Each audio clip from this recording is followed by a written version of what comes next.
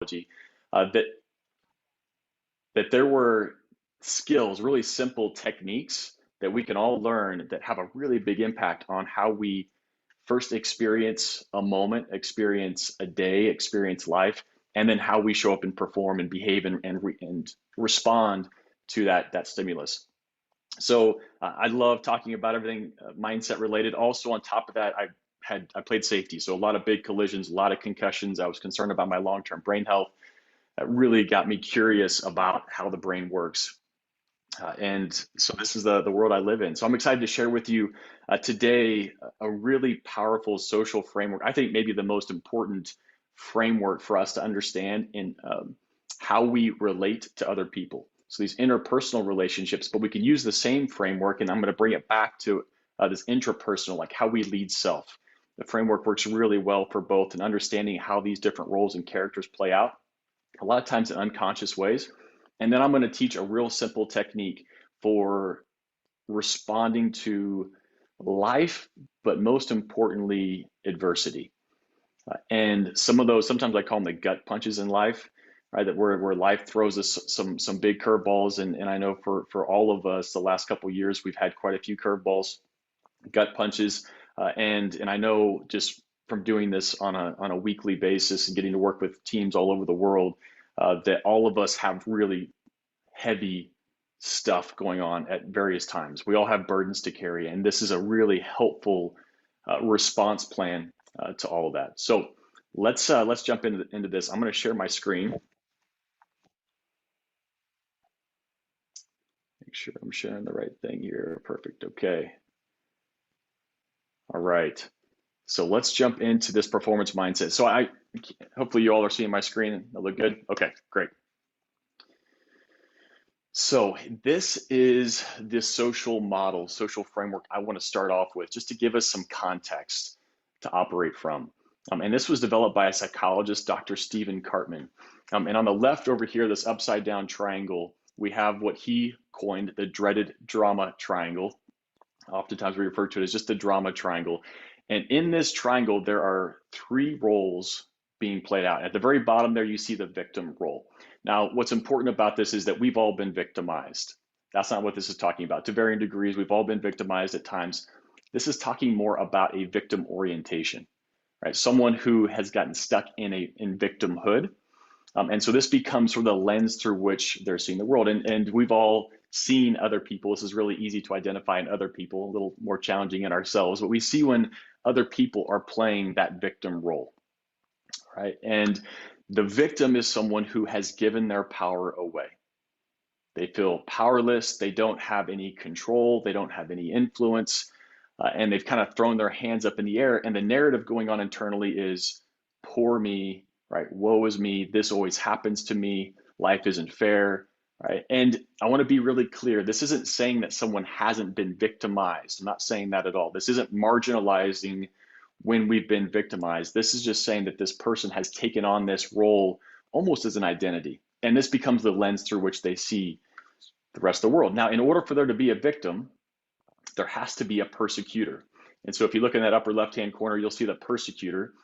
The persecutor is, in this case, the person acting against the victim, right? And it's important the persecutor is above the victim, right? Acting down upon them. The persecutor has the power. And in the victim's orientation, the persecutor is taking their power away and it's taking something of value from them. Right, now, what's important about this is that persecutors aren't born persecutors. Persecutors have always been victimized first. And that victim state feels so powerless that they've chosen a way out of that victim state and they jump right into that persecutor role. Now, sometimes we can play both of these roles very quickly. So think about the last time you got in an argument with your maybe romantic partner or a parent or friend, right? And they accused you of something, right? And so you felt that victim orientation come over you, right? And then you decided, well, I'm not going to hang out here for very long. I'm going to point the finger back at my friend or parent or whoever it is, right? And go right back at them and accuse them of something. And then they become the victim and I become the persecutor. And we can kind of just go back and forth. So you see the arrows there. It's really easy to jump in and out of these different roles. So the persecutor was a victim at one point. They decided they prefer to to go on the attack. And then the third part of this drama triangle is what is known as the rescuer. Now, when I was growing up, to use an example of this, the parenting, the helicopter parent. You ever heard of the helicopter parent who just kind of hovers around their children, right? I think now there's a new term. It's called the lawnmower parent. They just mow over all obstacles in front of their children's way, so the children don't have to go through any struggle or hardship, right? So that is an example of the rescuer.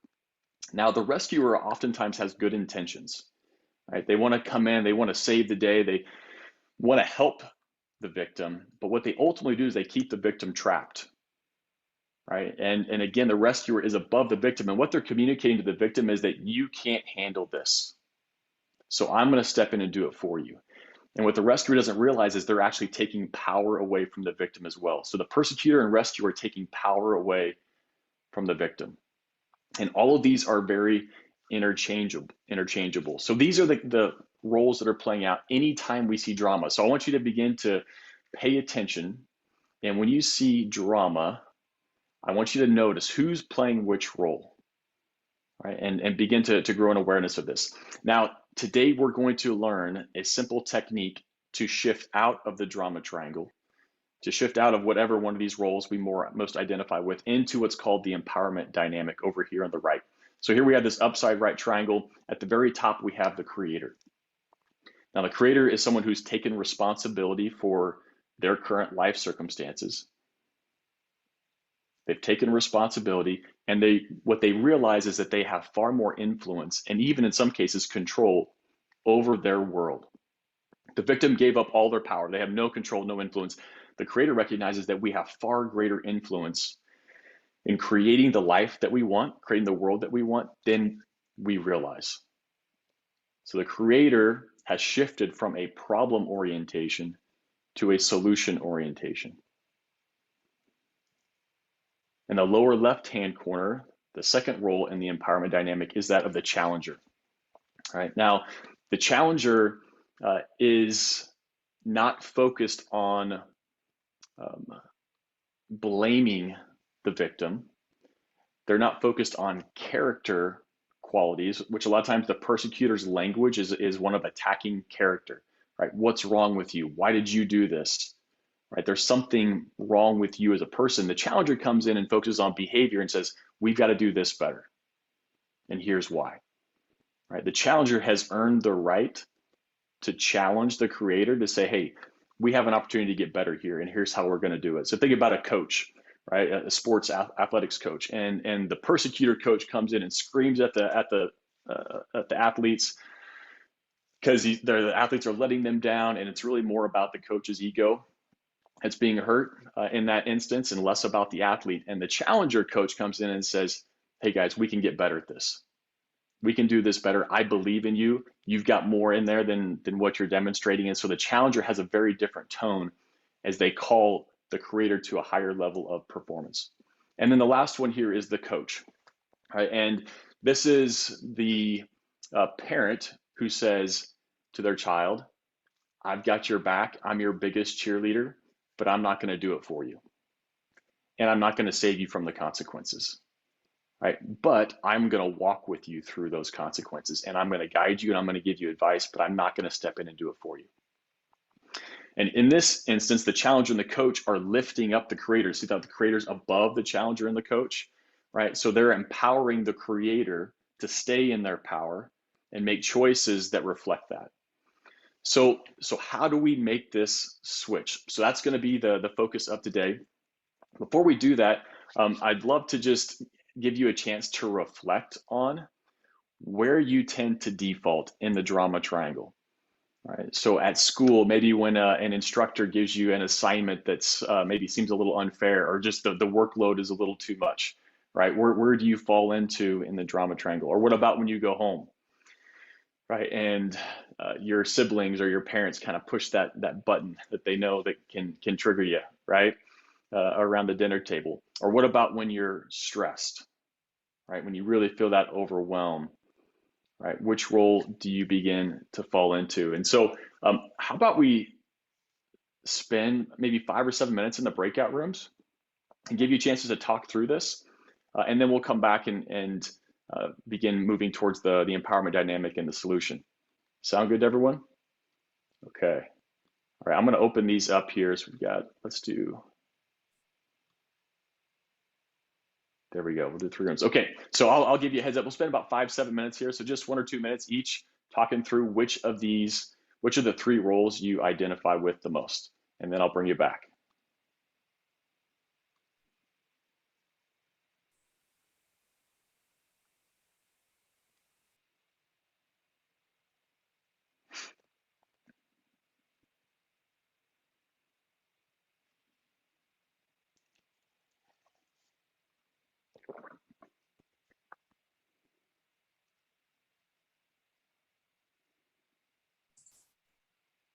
I'm the host, so it didn't put me anywhere, and Okay, I'm okay with that. you're good with that. Okay, great. I'm Let's doing all of these sessions this week, and I could use this time differently if you are okay with that. 100%. Yeah, that works out well. We've got 3 in each group here, so that works out great. Perfect. Glad to see that. I think I'm trying to remember. I was at a session you did in person, and it must have been in like early 2019, maybe. So that was Okay, the nice. last time I've heard anything from you, which is wonderful. I get to hear this now. Yeah, good. Do you remember what the focus was? I know So it's a long time ago. we actually did some meditation. We were in town hall. Marcia had set it up. I don't, hmm, I don't remember the content, to be Okay, honest. no, that's I okay. just remember being in town hall and you guiding us through some meditation. Great. Well, Yeah, good. Well, we're going to, yeah, I hopefully have a little bit of time at the end to run through a couple of those again. awesome. Yeah. Do you have a meditation practice that you do on a regular basis? No, No. my meditation, this isn't the same, but I do run in the mornings. And I know, that gives me the time and the space before I get my day started. And I have not always been someone who exercises in the morning, just in the last year, just to get up and moving and breathing has made all the difference in my Yeah. day, like individual days, how I approach everything that's coming at us. So it's Yeah. not, intentional meditation, but I do like value that space and time for myself a lot. Yeah, that's huge. Has all kinds of brain health benefits. Um, Mhm. yeah, the breathing's a big one. And if I don't get to work out the power breathing, I don't know if you're familiar with power breathing. In fact, if we have time, I'll run through it with the group. It's a fantastic, one of the reasons why exercise is helpful for your brain is that you breathe heavily during it, so you get more oxygen into your brain and body. And so if you don't have time to do the actual physical workout, you can still do the power breathing technique, which gives you the same brain benefit as if you were exercising. Now you don't get the rest of the body benefit, but you get the Yeah. brain benefit. Yeah, it's fantastic. That is really interesting. Yeah. Awesome. Okay, I'm gonna shut myself down here if you don't mind. Yes. Oh, of course. Yeah. Yep. Sounds good. Thank you.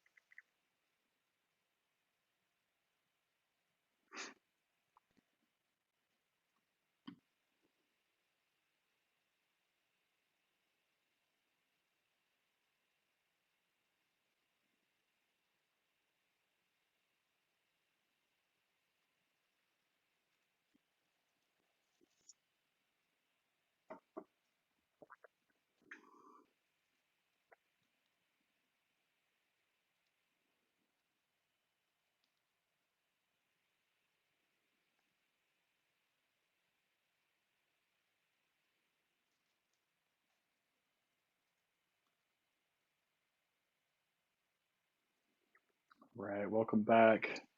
10 more seconds, we'll have everybody.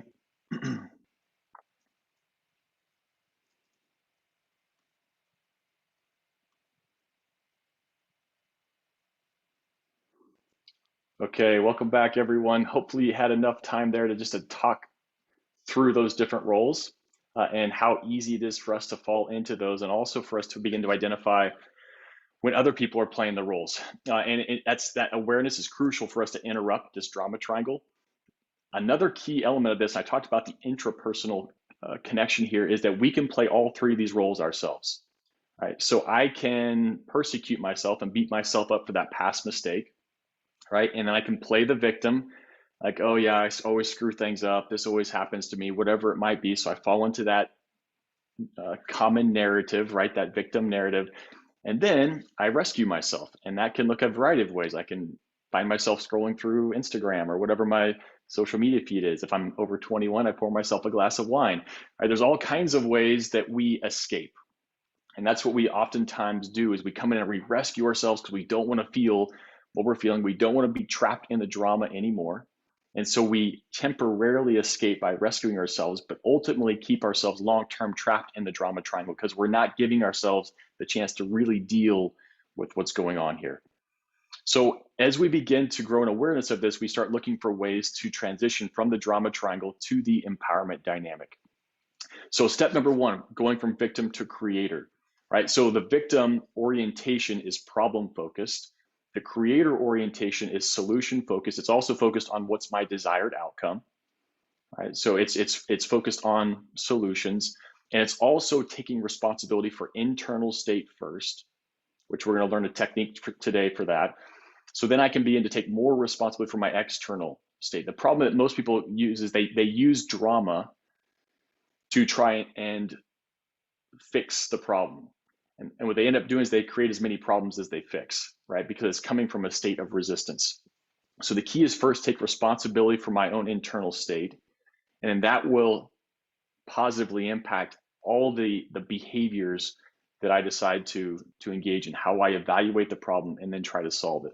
So victim to creator, persecutor to challenger, right? And again, this is that coach going from tearing someone down, focusing on character, taking everything personally, to encouraging, to asking for more, to believing that someone has something more inside of them, right? And it's just a different way of approaching it. So the persecutor becomes the challenger, and lastly, the rescuer becomes the coach, right? And so we begin to look at the shadow version, or sometimes you could call it the unconscious version of these roles versus the light or the conscious version of all these roles. Because the persecutor's intent typically is positive. They just aren't aware of how their behavior is negatively impacting the victim, right? And the persecutor feels completely justified in their behavior. In their mind, they're not persecuting, right? They're actually just telling the truth, right? They're defending themselves, right? And so the intent behind this drama triangle is good. And the last thing I want to say on this is that drama is really, really good if we're able to recognize it and then provide a conscious response. Drama becomes destructive when we're not aware and we don't have a path out of it. Right? So when we go into organizations, we work with companies, and we see all kinds of whining and complaining and resentment, we start licking our chops. We're like, oh yeah, you know what that means? Because that means people care, right? They care about what's going on, and we can use, because all emotion is energy. All we can just come in and rechannel that. We can reframe it, reorient, rechannel, and now they're off and running. If we come into an organization and there is apathy and there's no engagement and just everyone's given up, there's not much we can do. There's not a lot we can do. So drama is really, really good if we can bring awareness to it and then have a path. We know how to shift out of that. So how do we make this shift? So again, I'm going to teach you here in the next few minutes a really simple technique for shifting out of the drama triangle, especially when there is challenging adversity coming our way, when life throws us that gut punch. So here we go. Let's jump into this. And at our company, we love acronyms. Sometimes acronyms get overdone, but it does make it a whole lot easier to share. So we're going to learn a TED Now acronym. And the T stands for trust. Anytime the brain is in a state of trust, it is going to perform at a higher level. Now, the hard part is it's really hard to trust when we don't feel very safe, when we don't feel secure, when there's a lot of uncertainty, when we don't know what's going to happen with the Delta variant this winter, right? When there's all kinds of political divide, right? And all kinds of things are up in the air. We don't know what's going to happen with at school, right? And all the policies that are in place there. So all this uncertainty makes it really hard for the brain to get into a state of trust. So I want to use the true story of Admiral Jim Stockdale, and it's commonly referred to in leadership as the Stockdale paradox. I'll explain why it's considered a paradox here in just a few minutes, but a little background. So Admiral Jim Stockdale was the highest ranking naval officer shot down in the Vietnam War. He was shot down in 1967, was not released until 1974. 7.5 years as a POW. I just want you to let that sink in for a moment. 7.5 years. Now, Jim Collins, author of the book Good to Great, one of the more popular business books out there, as he and his team were doing research on the elite companies and the elite leaders that were leading these companies, they stumbled across Admiral Stockdale's story. And Jim Collins was blown away by Admiral Stockdale's story and his perseverance, his resilience, his mental toughness in the face of extreme adversity. So he got to sit down and interview Admiral Stockdale. And the first question he asked him was, how in the world did you make it through 7.5 years as a prisoner of war? And Admiral Stockdale said two things. Number one, he never lost faith that in the end he would prevail.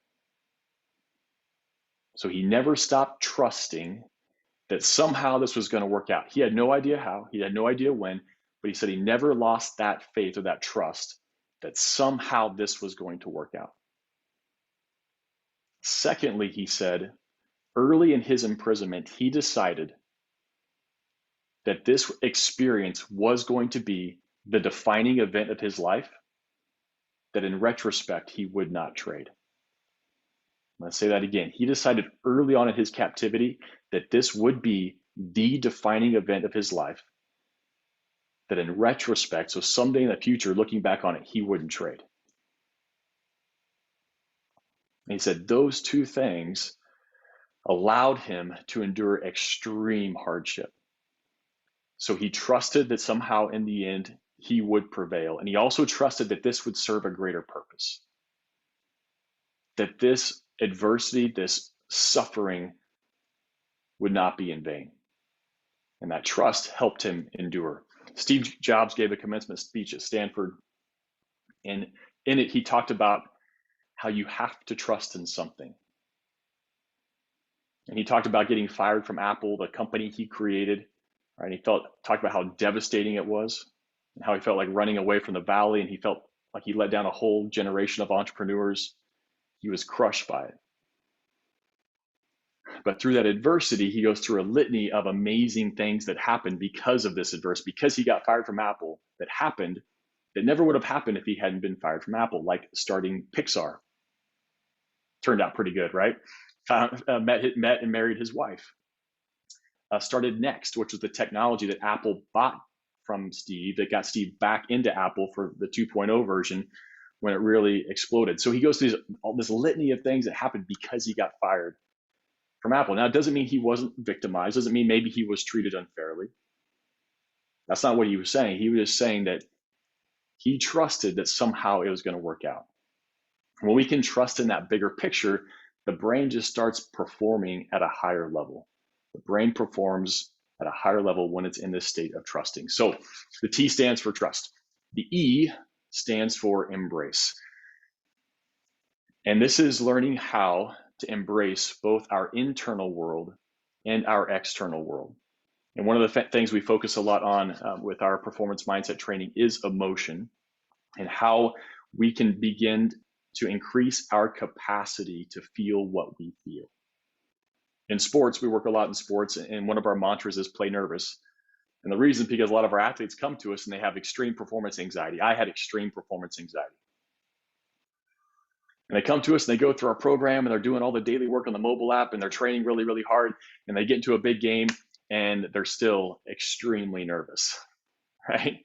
And the reason is because they're trying to change how they feel. They want to feel confident. When they go into that big game, they want to be a 10 in confidence and a 1 in anxiety. And they go into that big game and it's inverse, right? It's 1 in confidence, 10 in anxiety. They're having a panic attack on the sideline before the game. And they're like, help, like, how do I change this? And the entire problem is their approach that somehow they need to feel differently than how they feel. When in reality, they are exactly where they're supposed to be. When you're about to play a sport against the best in the world in front of millions of people, you should be nervous, right? Like that is a completely normal brain chemical release. And so what happens is as we increase our capacity to feel what we feel, we begin to process the chemicals more efficiently.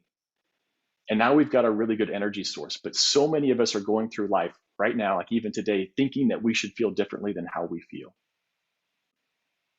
And if I just sat down with each of you and we went through all of your responsibilities, we went through all the things that are on your plate, right? All the expectations for you at school and at work and at home, and we went through all of that,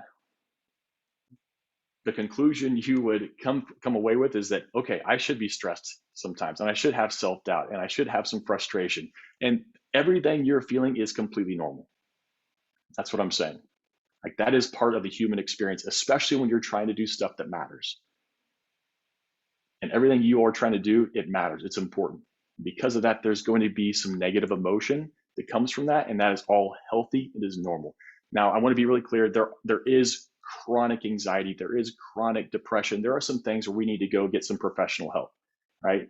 I had a lot of injuries in my sports career that positive thinking was not going to solve those for me, right? I needed to go see a doctor. I needed to get professional help, right? And the brain's no different. The brain's no different than a knee, than a shoulder.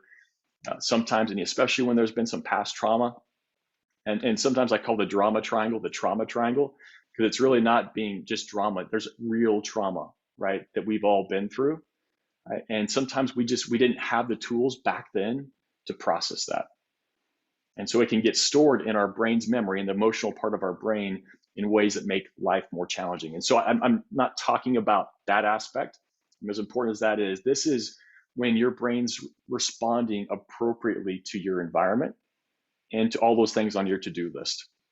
And so we'll tell athletes, hey, just go play nervous. Quit trying to not be nervous. Go play nervous, right? You're supposed to be nervous, right?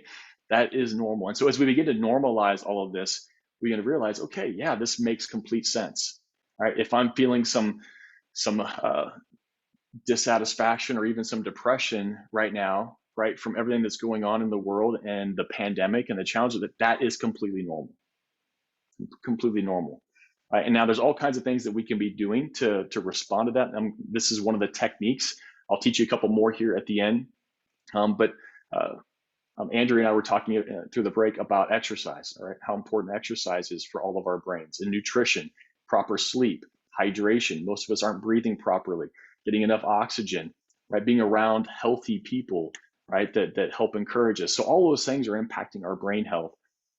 And I'm going to give you a really powerful technique here too with this acronym. So embrace. So we're going to embrace our internal state, and this takes some practice. But as you practice this, you get better and better. On top of embracing our internal state, we also want to embrace life, embrace reality, embrace what is. And I love the example of poker. So I got a question for you. The best poker players in the world, are they the best because they always get dealt the best hands? Hopefully you're shaking your heads. No, of course not, right? Over the long term, they get dealt the same hands everyone else gets dealt. The difference between the great poker players and everyone else is the great ones know how to play whatever hand they've been dealt the best. They care far less about what hand they've been dealt. They care far more about how they're going to play that hand. And sometimes the worse hand they get dealt, the more excited they get. Because in their mind, they're thinking, wow, if I can win this hand with this, or win this game with this hand, like how cool would that be? Right? There's an opportunity for them to develop a higher level of strategy in responding to adversity. We work with a lot of financial advisors. And after they've gone through our training, they're always saying, we can't wait for the next recession.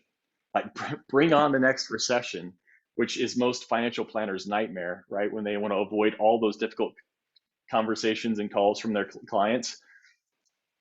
Once they go through this, they can't wait for it because they know this is when they're going to separate themselves from the competition, because they've got a plan for it. They know how to respond. Right? And so when we get dealt those hands that don't seem as good as some of those other hands, we can either fall into that victim mindset, oh, this always happens to me, or we can start licking our chops, right? And say, okay, I'm about to go creator on this hand, and I'm going to find a way to win with this hand. So that's learning how to embrace what is. And I'll give you just like a sidebar. If I could sum up this entire presentation and really give you the secret to life, the secret to life is this: a radical, uncompromising surrender to and collaboration with what is. I'll say that again: a radical, uncompromising surrender to and collaboration with what is. So much of our brains, especially the parts of our brains that tend to be more dominant, the analytical part of our brain, is really good about picking out everything that's wrong with life. And there's some usefulness in that, but the problem is it's constantly resisting. It's constantly figuring out ways that this moment could be better than the way it is, versus getting into alignment with it, embracing it. In the military, they call it embrace the suck, right? I don't know if you've heard that before. This is a really common mantra because sucky things happen in the military. Sucky things happen in war, and it's not fair. It's not right. But they don't have time to whine and complain about why it's not fair. They have to figure out, what are we going to do? So what, now what? This happened. How are we going to respond? And the faster they can embrace the suckiness of that, the faster they can get their power back and choose responses that give them the best chance of winning. So that's the core of this. And the reality is that in life, for all of us, especially the older we get, sucky things happen. Hard, difficult, unfair, unjust things happen. And there's nothing wrong with feeling drama, feeling emotion, being pissed off about it. That's all completely normal. But at the end of the day, at some point, we got to decide to get our power back. And the best way to get your power back is to embrace what is, so you have the power to choose how you're going to change it in the future. That's how you start to get your power back. So how did Admiral Stockdale do this? So Jim Collins goes on and he asks him one more question. He says, tell me about those who didn't make it out, or tell me about those who struggled the most. And Admiral Stockdale said, oh, that's easy. It was the optimist. And Jim Collins was confused. And he's like, well, you were optimistic, weren't you? And Admiral Stockdale said, no, I wasn't optimistic.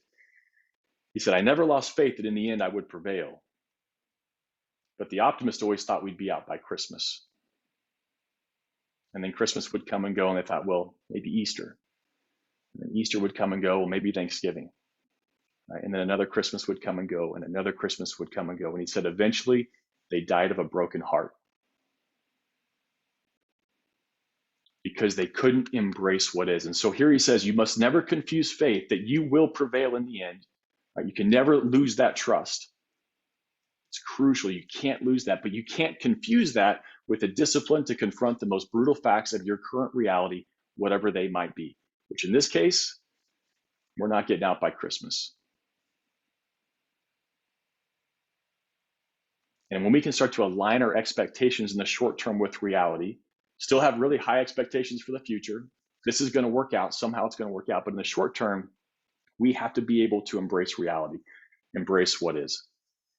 So that's trust, embrace, and then the D stands for do. Do your best, do what you can, do your job. Focus on controlling the controllable.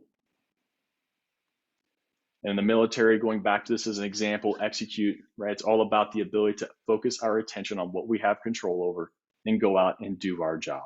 And it's amazing how simple life gets when we can narrow it down. What do I have control over in this moment? And how can I go do my very best at whatever that job description is? And people that are able to focus on that are really, really successful in life. And people who struggle, it's because they can't take back control of their attention. They can't get their attention away from the problem. They can't get their attention away from the narrative in their head about how they're the victim and this always happens. And they give all their power away. And when you give your power away, it stops releasing dopamine. Your brain stops releasing dopamine, which is your motivational pursuit molecule. But when you get back into that creator mindset, when you start focusing on what you do have control over, your brain's like, oh, okay, we do have some control here. It will release dopamine and you'll have the energy to go and do whatever you need to do. Now, you still might be frustrated, you still might be nervous, still might be pissed off, but you can still go execute and get the job done. And now you're building some momentum, right? And you're exercising that control and that influence in the external world. And sometimes in life, especially in those hard gut punches in life, all we can do is endure. The doing is simply enduring, simply holding on, trusting that in the end, we're going to prevail. In the end, this is going to work out. I don't know how, I don't know when,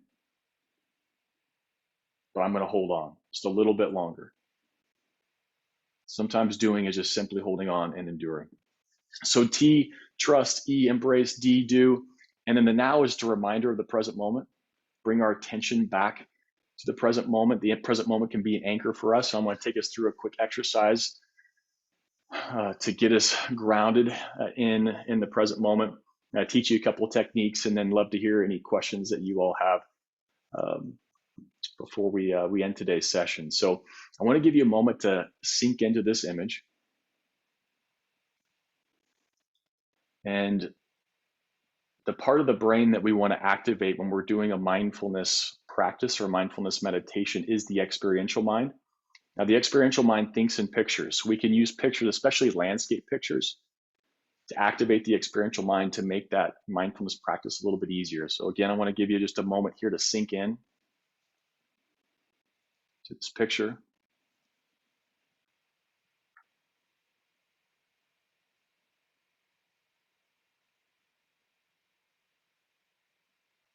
As you're doing that, I also want you to scan the room that you're in. I want you to look around. If you have a window, look out the window. And I want you to go into sort of this panoramic landscape mode.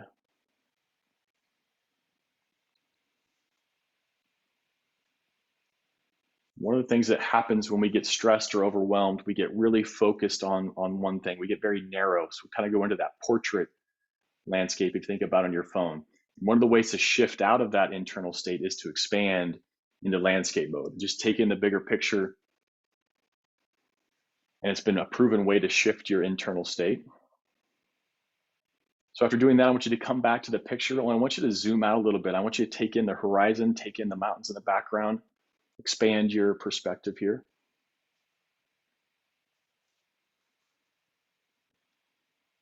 As you're doing that, I want you to conscientiously slow your breathing down.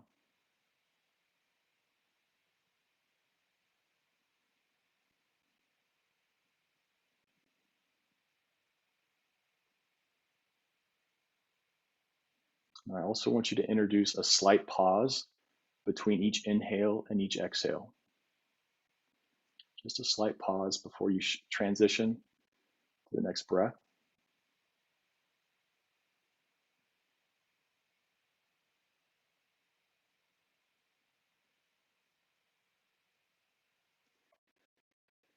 And then you can either stay with the picture if you want to, or I invite you to close your eyes. Close your eyes helps quiet the optic nerve, allows you to engage your other senses. And as you stay with that breathing, I want you to introduce a 2-word mantra. And the mantra is just this. And with the inhale, I want you to silently to yourself say the word just. On the exhale, this.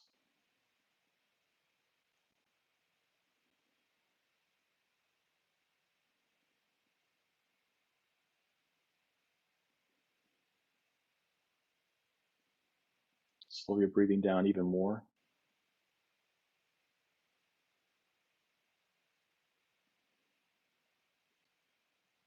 Just this breath, just this moment.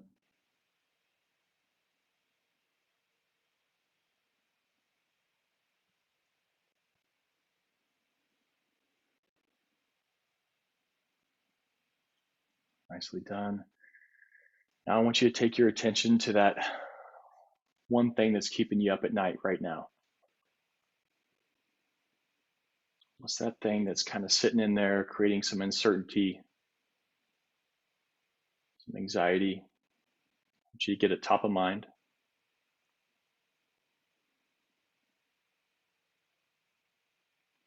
Now I want you to identify, what can you trust in with this stressor, with this trigger? Can you trust in the bigger picture? Can you trust that somehow this is going to work out, that in the end you're going to prevail?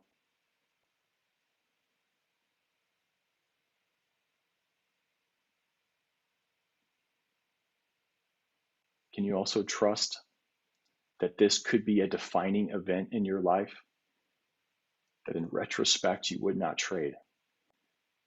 That someday you're going to be past this and you're going to look back on it and you're going to say, wow, I didn't enjoy that, but I'm so thankful I went through that.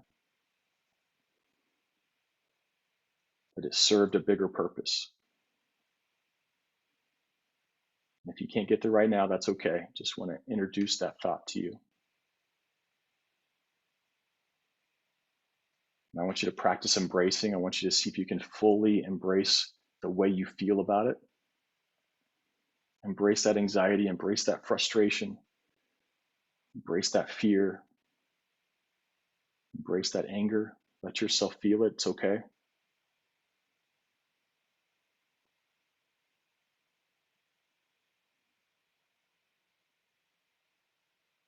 I also want you to see if you can embrace the hand you've been dealt.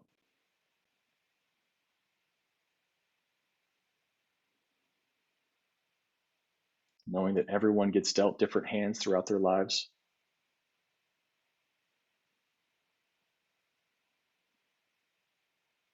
And the focus here is not on what hand you've been dealt, but how can you play this hand? How can you play this hand to the best of your ability?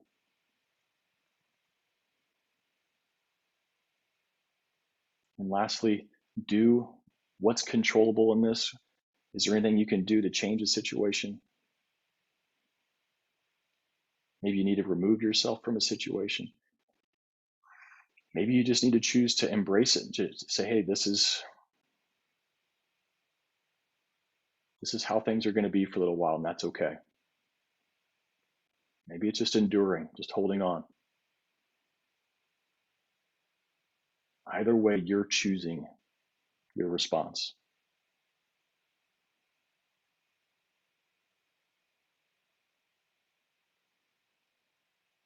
So trust, embrace, do, and then now a reminder of the present moment. So back to the just this mantra, just on the inhale, this on the exhale. Just for a few more moments.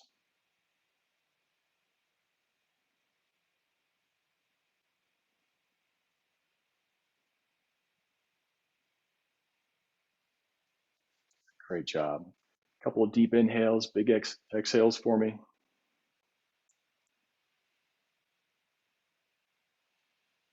Okay. Great job, everyone. Your attention back to me. I would love just to see if anyone has any thoughts, questions about this content. I do have a final thought I'll give you right before we wrap up for today, but any questions, you can throw in the chat box.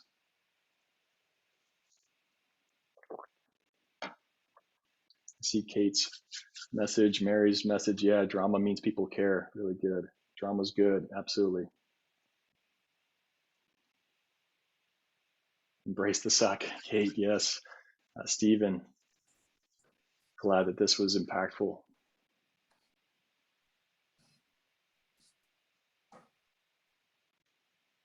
Give everyone another moment or two. No pressure here if there's not questions. So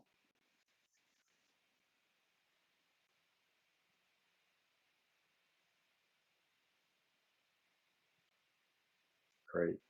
Thanks, Tracy. All right. Well, let's wrap up with a couple of thoughts and we'll get you on with your day. So this is one of my favorite quotes, and I think it ties in well here with our message today.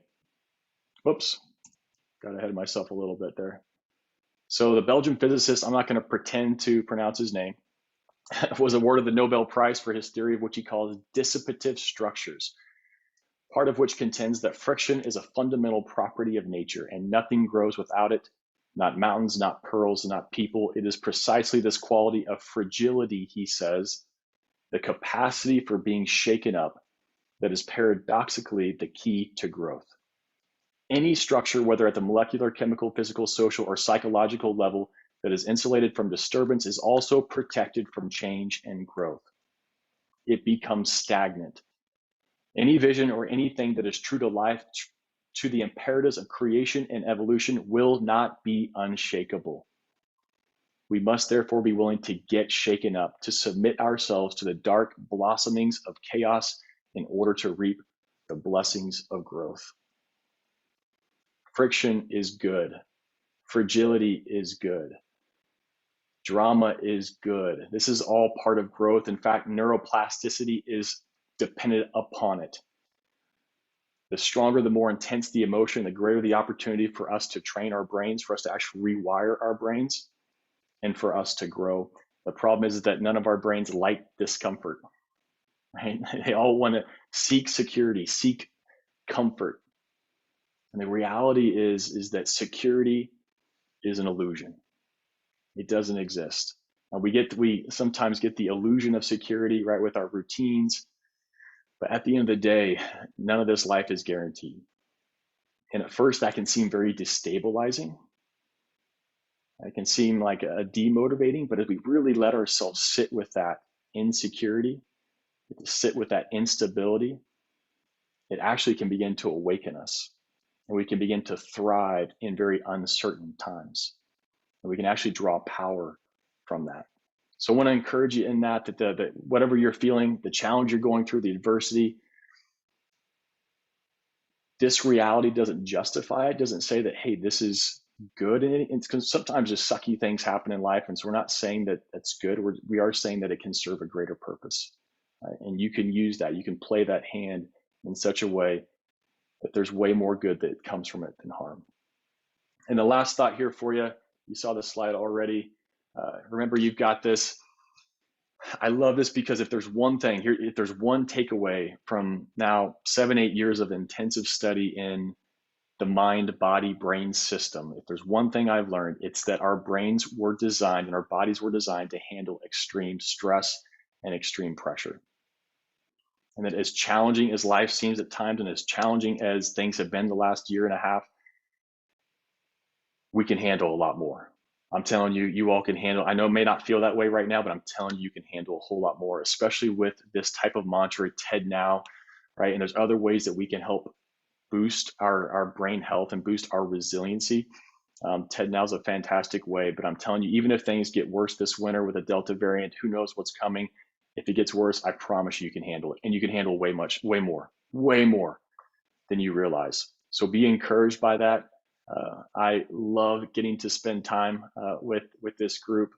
Thank you for the work that you all are doing. It's important work. Mary, Kate, Andrea, thanks for the work you and your teams are doing to support all of our young leaders in these really crucial leadership skills. Thank you. Good to see everybody. Thank you, John. You've got lots of affirmations and gratitude in the chat. And on behalf of our group here, I just want to say thank you. This practice and the framing is always incredibly helpful. Tracy and I had a really powerful conversation at the beginning of this session as we're thinking about where do we fit and where do we fall? And that awareness is just so critical as we think about how do we better lead our workplaces and our families and our communities. So thank you. Thank you. We appreciate you and your work. And thank you all for your willingness to participate today and for your dedication to your own leadership development. Our world gets better every day because of you all. So thank you. Have a great rest of your day. Thanks, everybody.